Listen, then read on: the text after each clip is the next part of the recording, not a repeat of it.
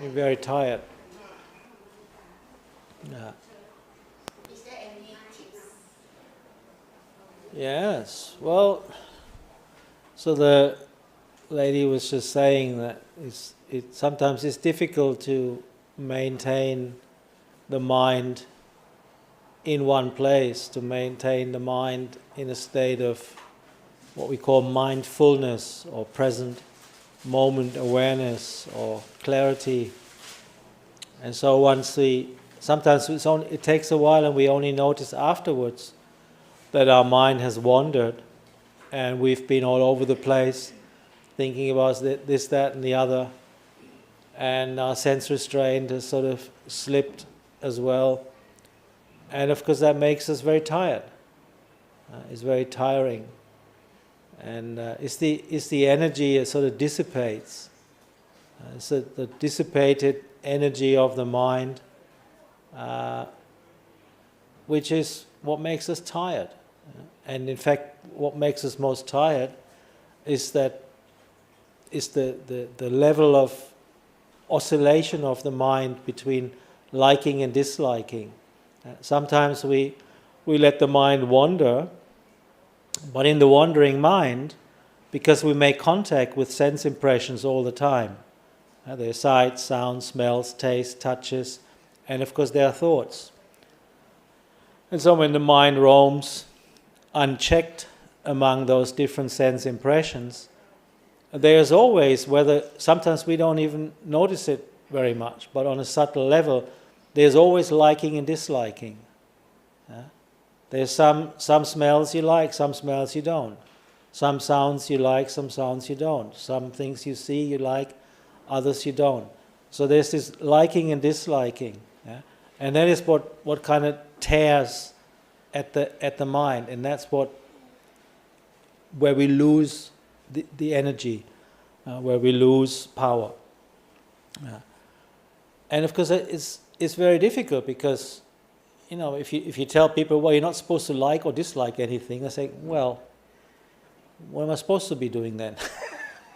Because that's what the world is for, isn't it? There's things we like and there's things we don't like. But of course what that does is the more we indulge, knowingly or unknowingly, in that taking in of sense impressions, the more we're going to be tired, and the more we're going to be stressed.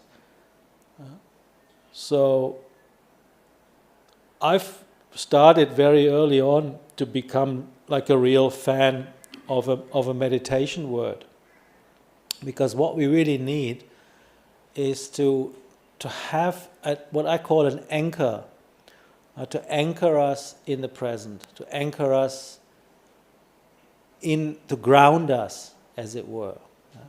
And the only way you can do that is if you have a solid object of awareness, a solid object of attention that acts as that solid anchor.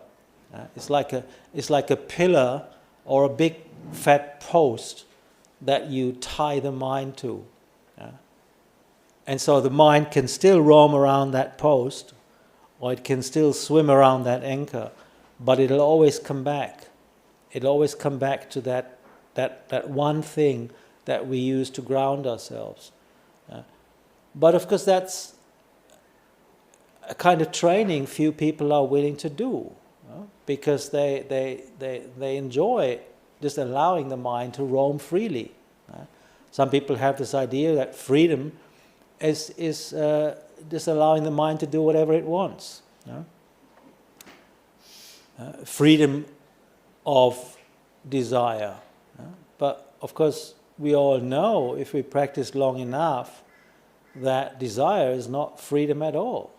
Is what really limits us, because there are certain things we want and there are certain things we don't want.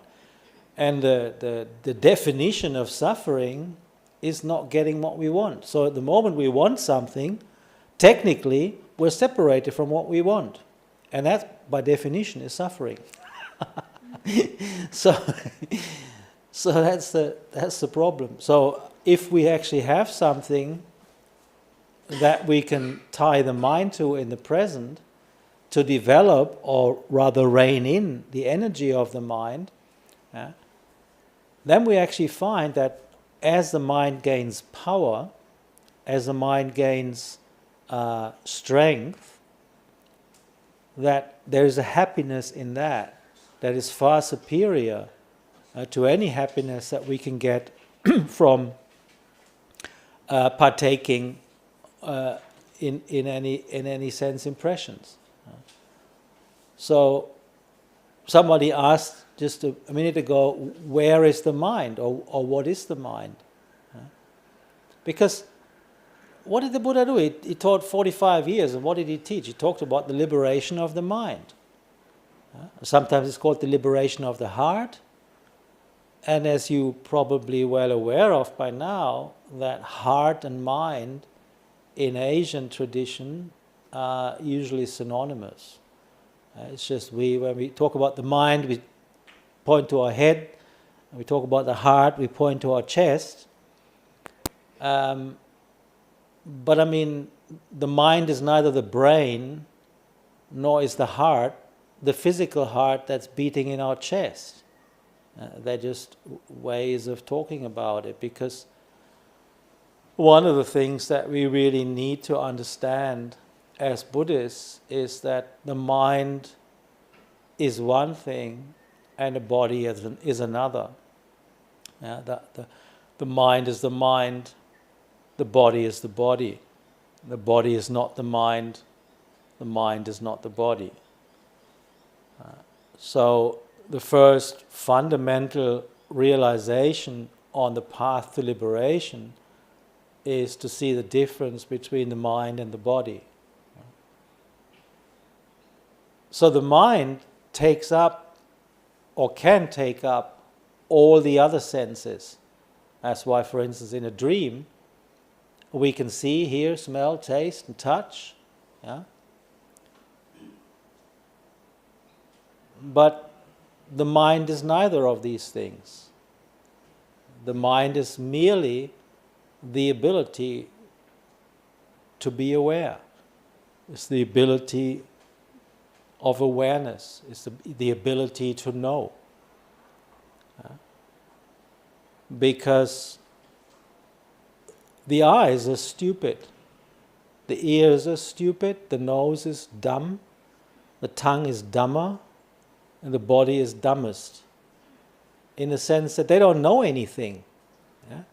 If you ask your eyes whether they like what they saw today, if they could do anything, they'd say, well, what are you talking about? Because the eyes don't really care what they see. The ears don't really care what they hear. The nose doesn't care what it smells, the tongue doesn't care what it tastes, and the body doesn't care what it feels. In fact, they don't feel anything. And they certainly don't know anything, because they're just the four elements: earth, air, water, fire, and space. That's what we're dealing with on the physical level. But the mind is consciousness. The mind is knowing. The mind is awareness. The mind is the element of knowing. So the only element,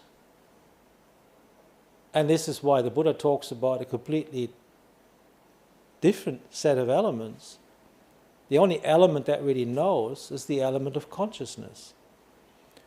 Now, whether you call that consciousness, whether you call it the mind, whether you call it the heart, the bottom line is it's all the same. It's just that the Buddha uses these words sometimes to point out different aspects of our experience. Even when we, in our language, we talk about heartfelt things, that kind of, it sort of feels like you're touching on the emotional side of things. Consciousness is usually used by the Buddha to speak of the different classes of consciousness. So you have eye consciousness, ear consciousness, nose consciousness, tongue consciousness, body consciousness, and mind consciousness. So there are 6 different classes of consciousness. Yeah? But are there 6 different consciousnesses? No. There's only one consciousness, and that's the same as the mind or the heart. Yeah? But if that consciousness, if our awareness is directed towards forms, it's called eye consciousness. If our awareness, our attention goes through the ear, it's called ear consciousness. If it goes through the tongue, it's called tongue consciousness. If it goes through the body, it's called body consciousness. Yeah? But it is the element of knowing. It is the only element that actually knows what's going on.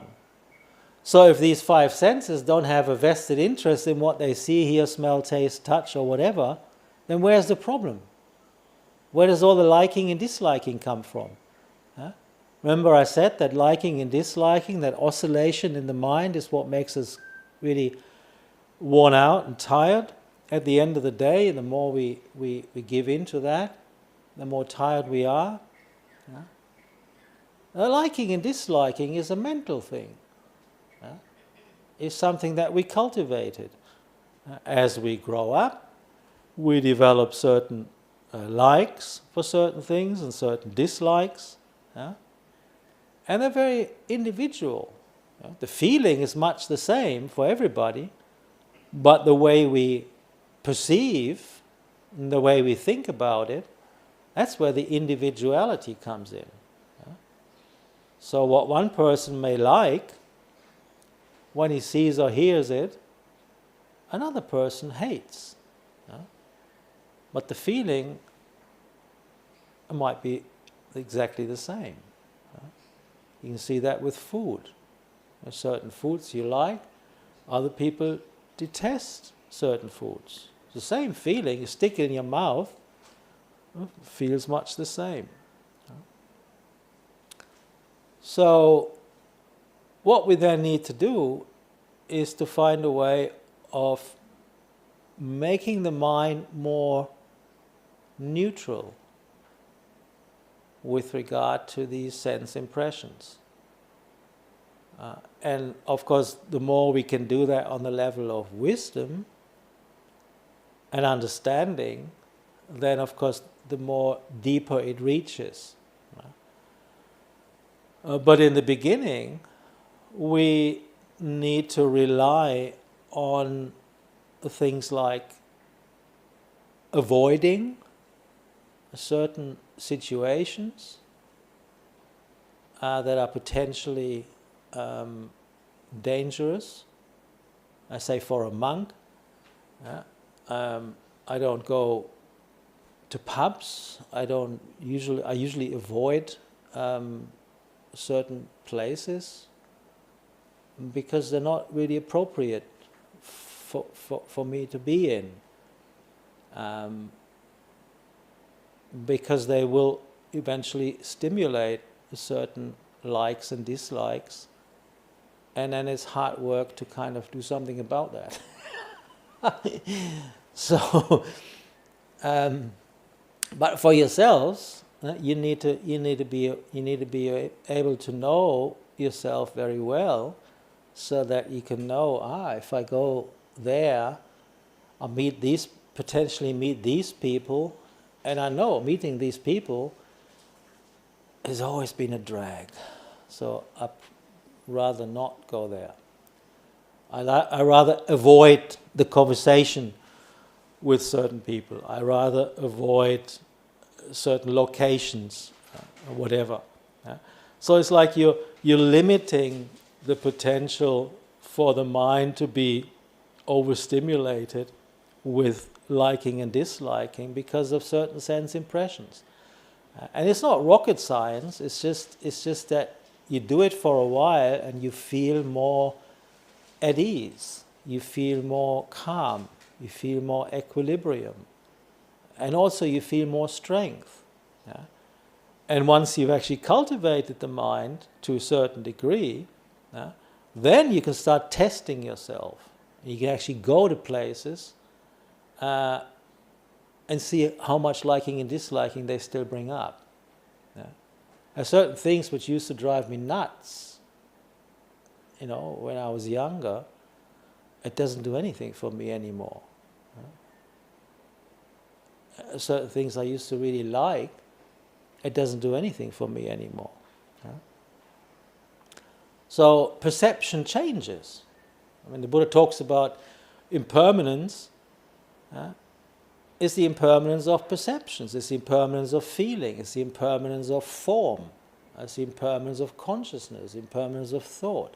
There's nothing in there, in our experience, that lasts. Why not? Because it's all conditioned. It's all made up, it's all conditioned, it's compounded, and these conditions, they change. So whatever the outcome, or whatever is manifested or created by conditions, will always change as conditions change. So there's nothing in our lives that we can point to which is actually permanent, except that quality of knowing. The ability to know, consciousness itself, that doesn't change. Whether you're conscious of sight, sound, smells, tastes, touches, or thoughts, it's the same old consciousness. Whether you're conscious of being depressed and suicidal, or whether you're conscious of being happy and over the moon, it's the same consciousness, it's the same knowing, it's the same quality of awareness that knows one thing and the other thing. So when we talk about liberation, when we talk about freedom, we need to free the mind, we need to free consciousness, we need to free the heart from the need, or the seeming need, to be constantly stimulated by things which can never last.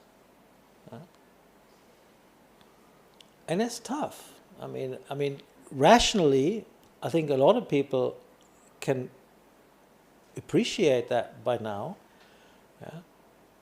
But it's a tough choice to make, because in the beginning, it's hard work. But what isn't? If I want to be a world-class pianist or saxophone player, I got to bloody do the work. If I ain't do the work, I'm not going to be great at anything, And it's like training this mind. I've been around 35 years or 37 years now. I haven't seen anything better or more worthwhile, let's put it that way. I haven't seen anything that's more worthwhile than training this mind, because that's the thing you're gonna be stuck with for as long as you're gonna hang around samsara.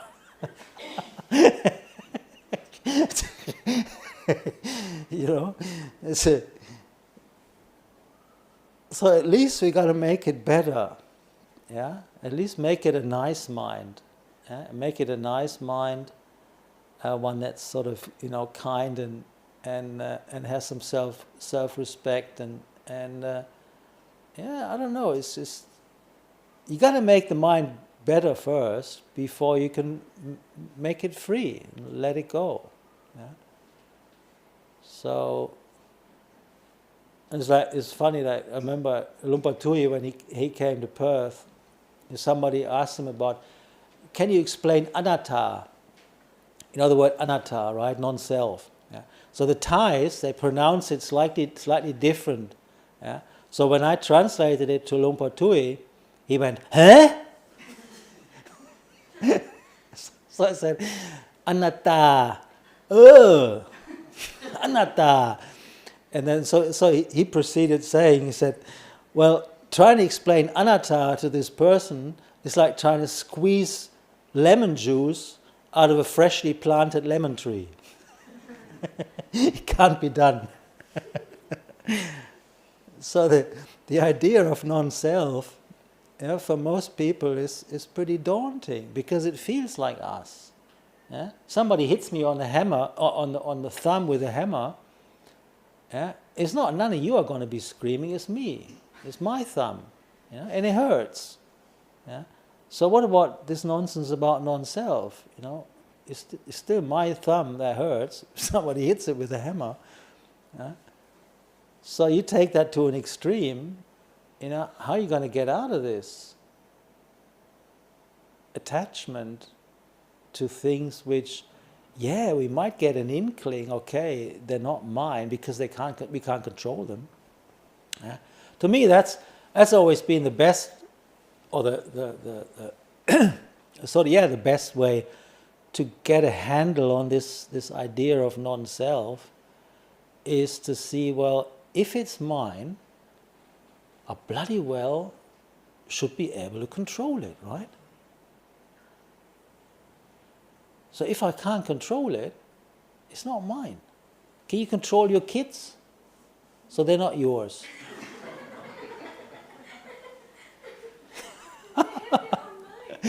Yeah? So the illusion of a mother, these are my children, give it up. They're not yours. You provided, an egg, and the hubby provided some sperm, and that is earth, air, water, fire, and space. But that's as much as you provided. The rest, they bring with them when they arrive here, from a past life. So they bring their conditioning with us. So the whole idea, some people in the world say, babies, they come here like a white piece of paper.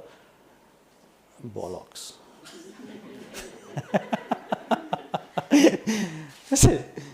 They're not. They bring their baggage with them. Yeah? And so by the time they grow up, all that baggage has grown, and you actually begin to see what kind of a rascal you invited into your family, or not. So it's like, but that's where we can actually look for this illusion of self. Is where we can what can we actually control? Can we control our bodies? We tell them not to get old and ugly? No, I can't. I'm 60 this year, last year actually.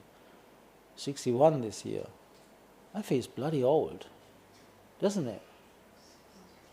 60 is old. He used to say, never trust anyone beyond 30, But that's a long time ago. So now, you're 60, you kind of go, oh man, got 20 years left? What am I going to do? Time's running out. And that's not even a guarantee, How many people just die suddenly? Some miserable disease or whatever can happen these days. So if it's yours, you should be able to control it. So if you can't control it, you can take it on good authority. It's not yours. So see if you can find a way. Or people talk about suffering, People always say, Buddhism is a negative religion. You can always talk about suffering. Well, Buddha is the only one who talks about the end of suffering too. I mean, you should add that when people say that, as the only one who found a way out. But when we're suffering, it's usually because we either want something or we want to get rid of something. It's either one of these two. If you want something, that's suffering, and if you want to get rid of something, that's suffering. If you can give that up, suffering ends. You don't want to get old, you give up the desire to be young forever. You don't want to be sick.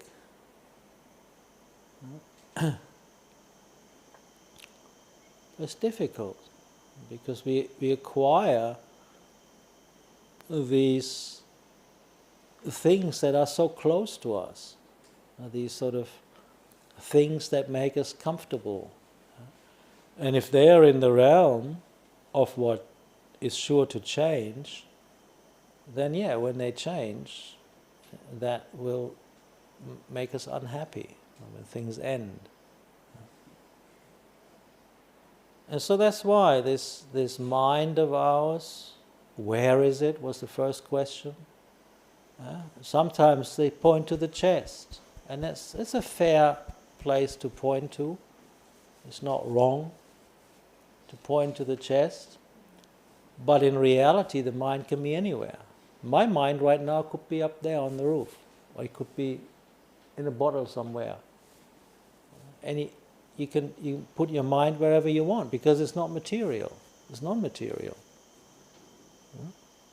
You can think into this bottle here. Yeah, your mind is in the bottle. So, but it's good to know that the mind is the mind and the body is the body. And that quality of knowing is what we need to cultivate. That quality of awareness. And if you can ever get to the point where you get, and even if it's just a slight feeling of knowing the difference between that which knows and that which is known. Like when you watch your breath in the meditation, that's the best place to start. You're breathing in, you're breathing out. You know that you're breathing in. You know that you're breathing out. Yeah? And if you do that and you keep your mindfulness up, the breath becomes more and more peaceful, more and more peaceful, more and more peaceful, more and more subtle, until it almost disappears. But you still know that you're breathing in. You still know that you're breathing out. And that's the exercise, remember, that the Buddha gives us for anapanasati. So then if the breath disappears, where does the knowing go?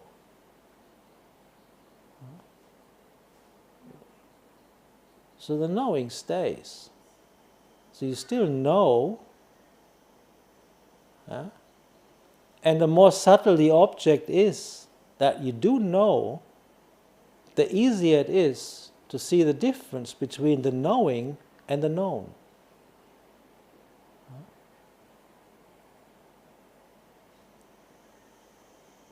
And the known always changes, but the knowing stays the same. It's the same old knowing, the same old consciousness. Yeah, all the geeks now, of course, will say, well, the Buddha said consciousness is impermanent. Of course it's impermanent. Sight consciousness, eye consciousness is different from ear consciousness. So one of them ceases, then that's impermanent. Well, it doesn't change the fact that the knowing and consciousness and the mind and the heart, they're the same quality. It's the same inherent ability to be aware. And it's that awareness that we need to cultivate. Whether it's on the level of mindfulness, everybody teaches mindfulness. The army is now teaching mindfulness. You've got to kill mindfully. And you've got to do all sorts of things mindfully. And that's the difference between mindfulness and wisdom. Because mindfulness in and of itself only informs you about the state or what is going on. The wisdom is what tells you whether it's right or wrong, whether you should do it or you shouldn't do it. So you can mindfully shoot someone in the head, you can mindfully rob a bank. You're very mindful, but it's still unwholesome because you don't have the wisdom to tell you that is actually wrong. So mindfulness needs to go along with wisdom. If it's just pure mindfulness, pure awareness, people talk about whatever, these sort of esoteric sort of things you come across, that's not good enough. Buddha talks about sati panya, mindfulness and wisdom. And wisdom is based in your right or wrong view. If you have wrong view, then your thoughts are wrong.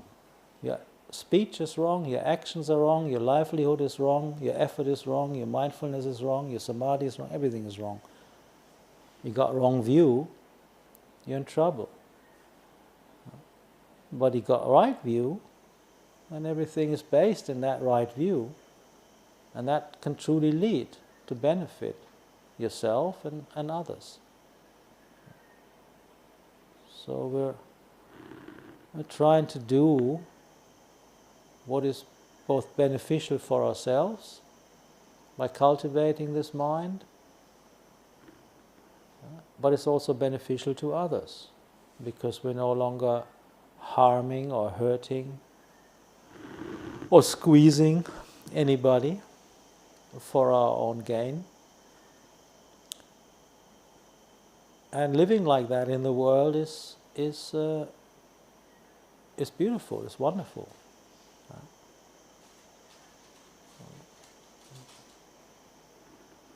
And what's even more wonderful is if you can use that to bliss out. Because it's not quite often the goodness that we produce or create produces a kind of happiness that is so subtle that we miss out. We need to really look for that subtle happiness in our heart that comes from goodness, from generosity, from kindness, from keeping precepts, from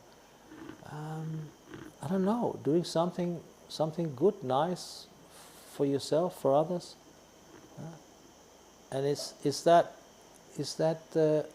subtle happiness that we need to develop, which is giving us the foundation for meditation. Yes, you. Yeah, because if your mind, whatever it is that's in the bottle or in the sky or the mind can go in the past, tomorrow. Bit louder, I can't hear you. Your mind, if your mind is put in the bottle, put it in the sky, put it in the fan, your mind can go to the past, your mind can go to the future. Yeah. It doesn't weigh anything. Right. You may or may not have control, but your body, we have control on it, is here now. Your body can't be in the future. No. Your body cannot be in the past. So if you're blissful, is that when you bring your mind and body to the present right now? Do they become one? Is that what you experience? Or anything? Well, usually the kind of bliss that I refer to is, when the body disappears or leaves me alone. Yeah. So from breathing. It's from putting the mind on one thing for long enough that the energy of the mind collects. Yeah. And there's nothing. In a sense, yes, there is nothing. It's not a bad way to put it. But nothing. When the people hear nothing, they don't like it. It just is.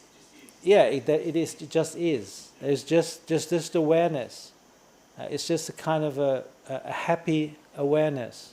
Would you see colours or anything like that? Nah, usually not. I mean, I don't have a very visual mind anyway. But usually the teachers in our tradition, they caution about the visual things that you can get from, going into the mind, because they can be very vivid and very kind of 4K. So in other words, you take them for the real thing. But they're very much conditioned also still by your emotions, by your likings and dislikings, by your defilements. So these kind of visions or things that you can see in meditation, whether they pertain to the future, sometimes to the past, whatever, they can be very deceptive. But because we like to cling on to them because they're so vivid and seemingly real, that it can actually lead us astray sometimes. Yeah. And a lot of people, they can't handle it. because it can. I mean, you need a pretty stable mind to practice meditation anyway. Yeah? A lot of people who are psychologically not very stable. Yeah? They need to work on that first. They need to make their mind stronger, yeah? Through exercises in grounding themselves in the present, and that can be sometimes through grounding themselves in the body.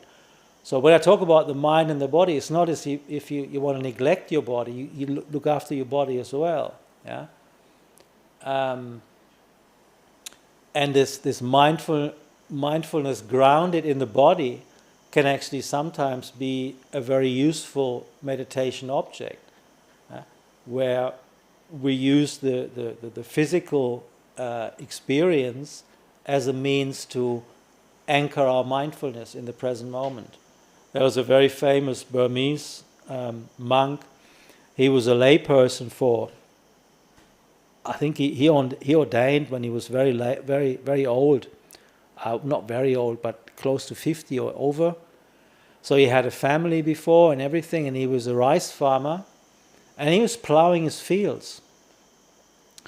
And for many years, as he was plowing his fields, he used the sensation of his hands on the handle of the plow as a means to ground himself. So he used that as his meditation object. Just the feeling of the hand on the plow as he was doing. So he was grounded, he was centered, he was present, he was right there. His mind wasn't restless or straying or fantasizing or anything. He was right there doing his job. Present moment awareness, as good as it gets. And he did that for many years. And so eventually he had enough money to set up his wife and kids, and then he went to the monastery to be a monk. And after a very short time, he declared to his teacher that he was enlightened. And the teacher said, "Yeah, come on, mate. 1 year, 2 years, that's not good enough. Look at us. We've been, going at it for a long time." So anyway, they didn't really believe him. But so he asked him, "Well, how come that you have such a strong mind?" And then he explained to him that he was doing that exercise for decades when he was a rice farmer, and then his teacher understood that he was developing mindfulness all along, and that the strength of his mind, once it was directed towards attaining wisdom, was very quick to succeed. So it's okay to use a body or physical experience to ground yourself. But even the breath is a physical experience, But all I'm trying to point out today for you is just the difference between that which knows the breath and the breath itself. They're two different realities. Yeah? But the funny thing is, as soon as we start watching the breath, what do? We control it. Because we're control freaks. Yeah? As soon as you watch something, you're actually interfering.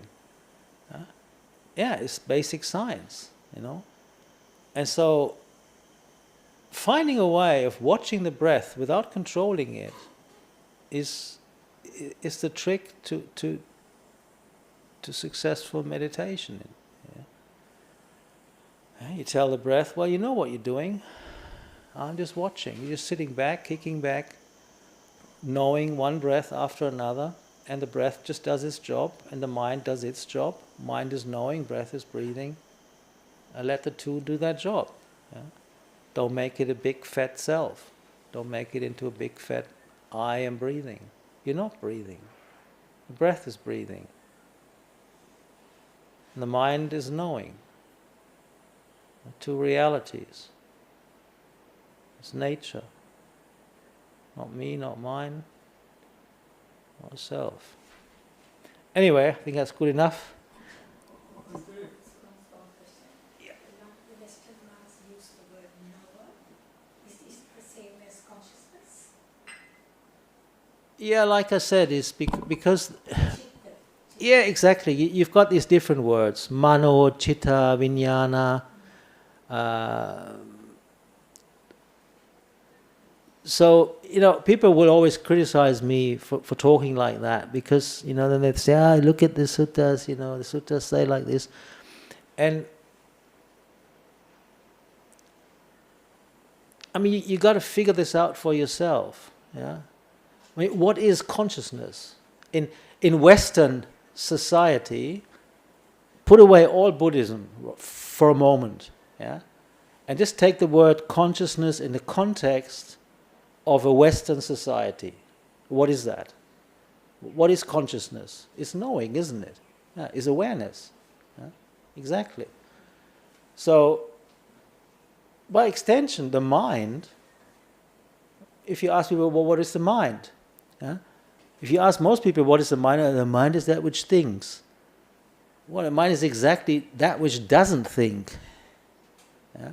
But we assume that the mind, because thinking obviously happens in the mind, and that's all we know, because we're always thinking. Yeah? So we assume the mind is that which thinks, but the mind is actually not necessarily that which thinks. Thinking is part of what the mind does, but the basic building block of the mind is just to be aware, for instance, of thought. You could be aware of thought, yeah? Which means it's one level above. Yeah? You can actually be aware that you're thinking. And then you can be aware that you're thinking. Yeah? And so this illusion of self, it always retreats one step further. You see what I'm trying to say? Yeah? So, but whenever you look, it hides. You can never really point to it. Yeah? So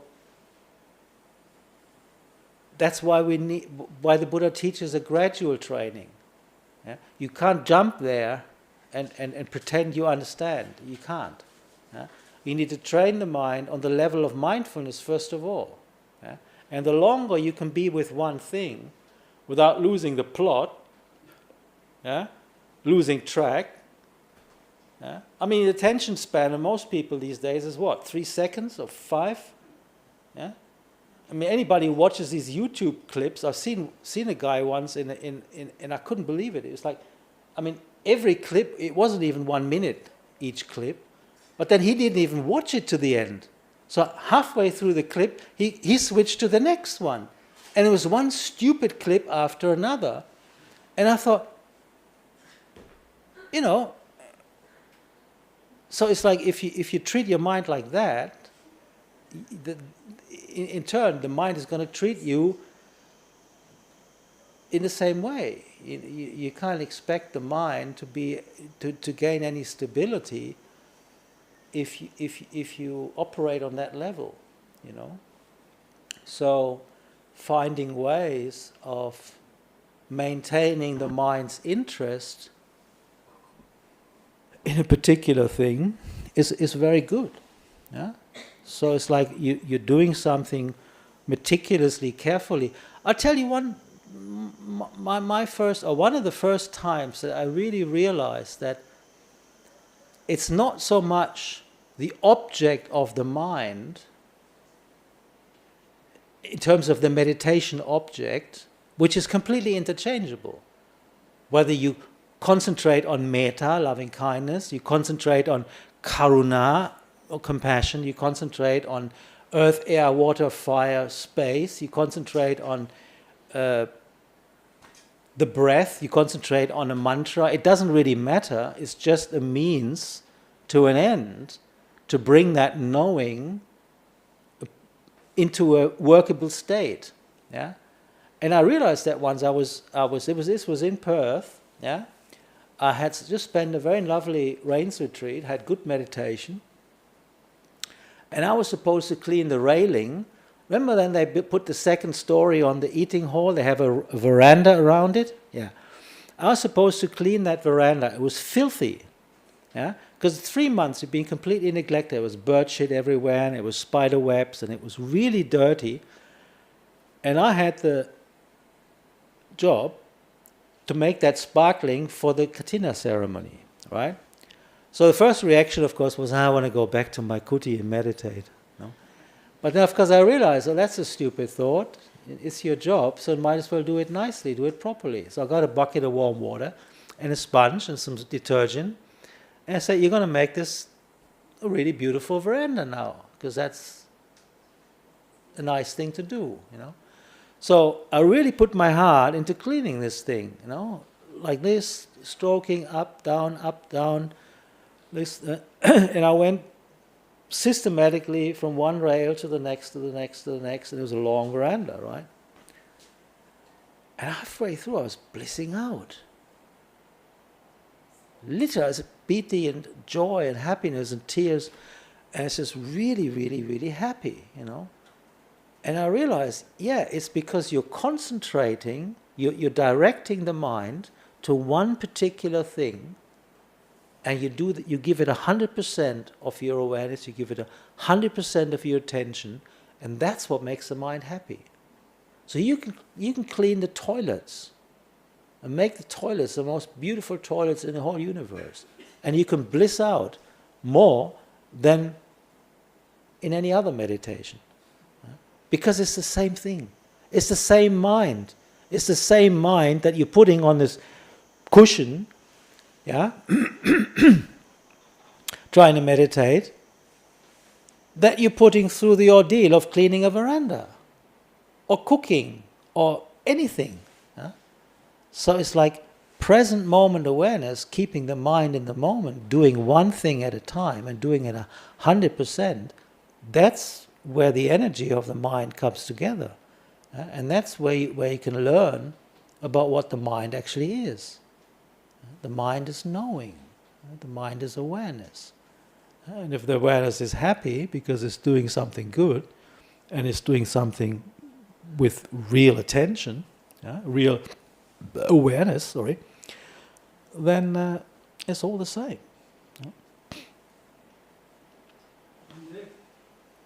Yes? If I can add something, it has been observed that after heart transplants, the recipient very often acquires the characters of the donor. For instance, one chap who had the heart from a tennis player. The recipient had never held a tennis racket in his hand, but he could not play some sort of play very well. Right. The same with a musician who the recipient was never interested in classical music, but he got a heart from a person very interested in classical music, and he took out to play classical music after. Well, the mind and the heart, because mind and body, they're very intricately connected. Yeah? So the mind, it leaves impressions on the heart, and it leaves impressions on the physical anatomy of the body. So they talk about, say for instance, on a just simple level, they talk about stress being sort of, I don't know, locked in some parts of the body, and then you have some whatever therapy that releases particular stress. And so in the same way, it's like the organs, because they are they are being inhabited by this particular mind. So the mind and the body, they impress upon each other. So they say in a healthy body there's a healthy mind, or in a healthy mind there's a healthy body. So it's like the two of them. They how do you say? I mean, it's like a symbiosis, if you like. They interchange signals. But there is mental and there's physical. And to what extent we can actually physically measure, is only ever going to be the physical. It's like you cannot measure the mind. You can only ever measure the implication of the mind, or the implication of the mind. Say, for instance, brain waves, or they lock put sorts of wire on people who meditate, and then they can measure their alpha waves and goodness knows what else. I don't have much of a clue, but you know what I'm talking about. It slows down, Bhante. Yeah. Waves slow down. But that's all on the physical level. That's still not the mind. Yeah? So the idea that they can find the mind as some byproduct of the brain, yeah, they can search like that until the cows come home. Yeah? They're not going to find it because the mind is not the body and the body is not the mind. The mind is the mind, the body is the body. The two are separate. That's why cloning is not going to work. Yeah? You can clone 50 Gaminis. Yeah? So you have 50 Gaminis, right? And they all look exactly like you. Yeah? But how many beings want to be living in that body? Because there's only ever going to be one mind. You cannot clone consciousness. You cannot create consciousness. That's why AI is never going to develop consciousness. It's impossible. What may happen, and this is a long way off and conjecture on my part, if some beings sitting there in heaven, whose time is to take rebirth somewhere, and they look down and say, oh, Elon Musk, he just recently created this really cool robot. Should we check this out? Yeah. And then they reincarnate, as it were, into Elon Musk's latest robot. Yeah? That's the extent to which AI can develop consciousness.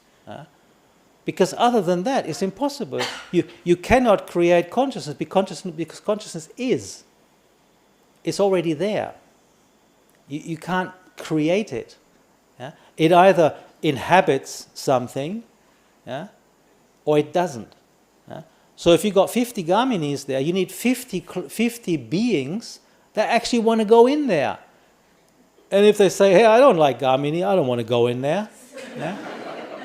They're not.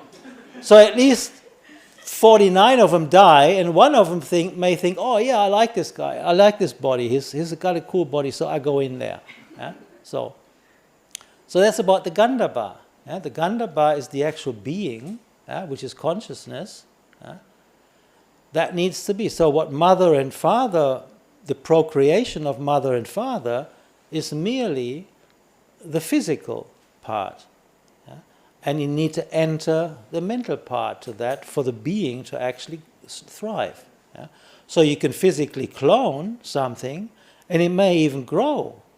But unless there is a consciousness going in there, you can't create that consciousness. It's impossible. It doesn't work. So, anyway, there's a bit of Reader's Digest science for you. Yeah?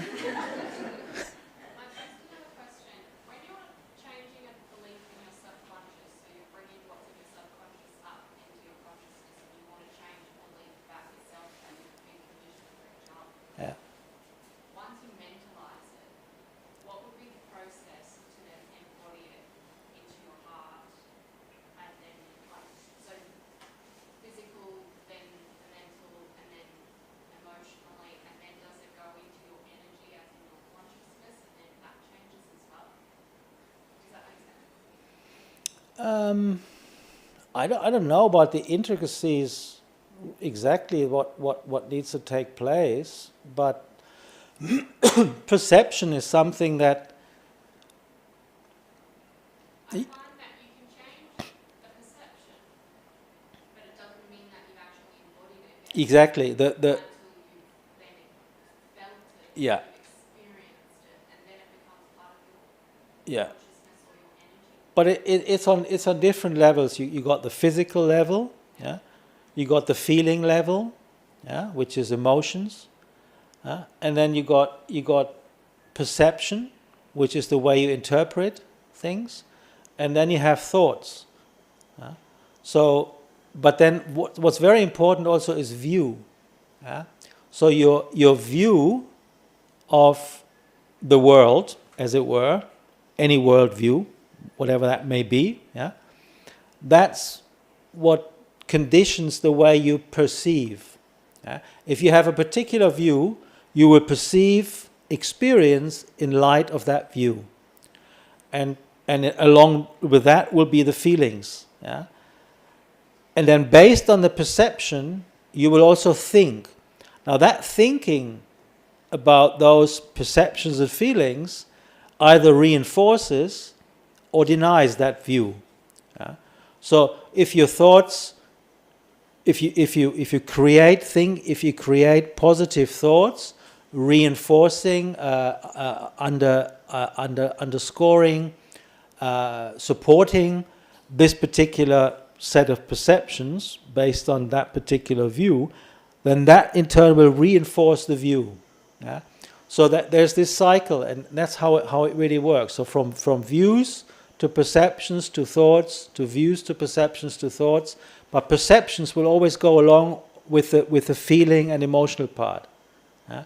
So the Buddha says, if you have a form and an I that is intact, yeah, and there is I consciousness, and you're directing your awareness to that particular form, then you have contact, eye contact. Yeah? With contact, the Buddha said, there is feeling. You can't avoid that. Any contact produces a feeling, pleasant, unpleasant, neutral. You can condition that, but that's what happens. Yeah, and then it becomes personal. What we feel, or what one feels, that one perceives. So the perception is where it becomes an individual thing. The subjective, exactly. Yeah? And so that subjective perception, yeah, will trigger your subjective thoughts, and they will either reinforce or undermine that view. And so the Buddha said it's very, very difficult to have someone to change someone's views, because they're very deeply ingrained. If you brought up as a very staunch, say Protestant in the 70s in Ireland, and you were and opposed to being brought up as a staunch Catholic in those days in Ireland, those views they were formed from an early age, So that hatred, that kind of that lasted for so many generations, is all based in that view which was instilled in people at a very young age. So we're fed certain views, and we don't even know how much. Even we probably all call ourselves Buddhists here, but if we're honest, we need to look a bit deeper, because Christianity is in our bones. We've been conditioned with that from when we were, children. I'm not saying good or bad. I'm just saying it's a fact. That a lot of these conditionings we're not even aware of. And so what the Buddha says is very important, is to develop right view in the context of the Buddha's teaching. So that comes with the wisdom and the choice. So if you become aware of something inside of you that is no longer working for you, Exactly. then through this process that you've just spoken about, Yeah. you're given choice through the wisdom of maybe being more objective than subjective, and then it's more of a process of then coming back around and embodying that. So then that subconscious belief, whatever, no longer. Yeah. You work it on the level of view first of all. You got to change your view. You got to change your view, or not so much. It's not that the view really changes. It's like you're giving yourself an alternative view, and you train yourself to perceive in accordance with that view, which doesn't mean you can't get rid of your old views like that. Like I said, they're very much ingrained. But the Buddha says, hey, this is a view I suggest. How about you try to perceive it? Say impermanence. Impermanence. We're conditioned to perceive and to want to perceive permanence, because it gives us security, gives us safety, it gives us a sense of everlasting happiness, whatever. So the Buddha says, well, all conditions are impermanent. Now that's a view, a very strong view. Now, then you can train yourself, okay, I'm going to look for ways of perceiving in accordance with the view that the Buddha said, okay, everything that is conditioned is impermanent. And then you will find that, and then you'll train you to see that more often, and then you think about it like that, and then your view can become more strong, that new view. That new view can become more strong. And after a while, the perceptions become your second skin, because it becomes nature. After a while, you just can't perceive permanence anymore, because you see impermanence everywhere. It's like that, and with other things as well. You know?